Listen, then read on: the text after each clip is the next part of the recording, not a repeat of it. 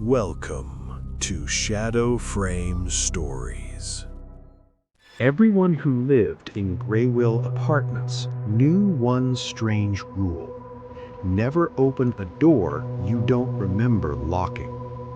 Most tenants treated it like an old joke, something invented by bored elders who loved scary stories. Ethan Rowe laughed at it too, until the night the door appeared. Ethan lived alone in apartment 3B, third floor. Greywill was old but quiet. Cracked paint, flickering lights, thin walls. Still, it felt safe. That night, Ethan came home late, around 3:17 a.m. The hallway lights buzzed softly as he unlocked his door. The moment he stepped inside, his chest tightened.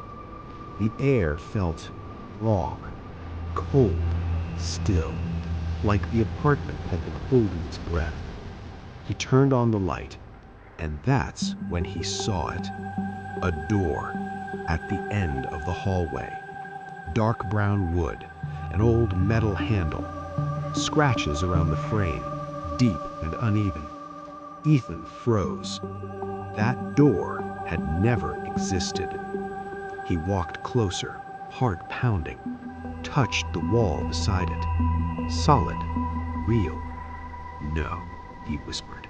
I would remember this. Tired, that's all it was. His mind was playing tricks on him. So Ethan did the only thing that made sense. He ignored it and went to bed. At 3:17 a.m., his eyes snapped open. Not because of a noise, but because of a feeling. He was not alone.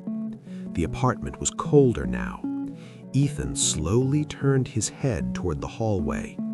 The door was open, just a crack. Darkness spilled out like smoke. Then came a whisper, low, dry, too close. Why did you lock me in, Ethan? His body refused to move. His heart pounded so loud he thought it would wake the neighbors. I've been here longer than you, the voice said. The door creaked wider. Something inside shifted.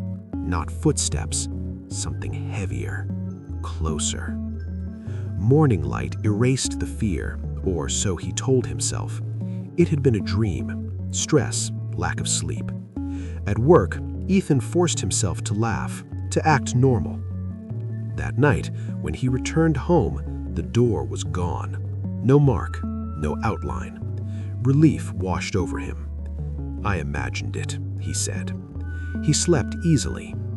At 3:17 a.m., he woke again. This time, he wasn't in bed. He was standing in the hallway, facing the door. His hand was already on the handle. He didn't remember getting up. The whisper came from behind the wood. Open it. No, Ethan said. The door knocked from the inside.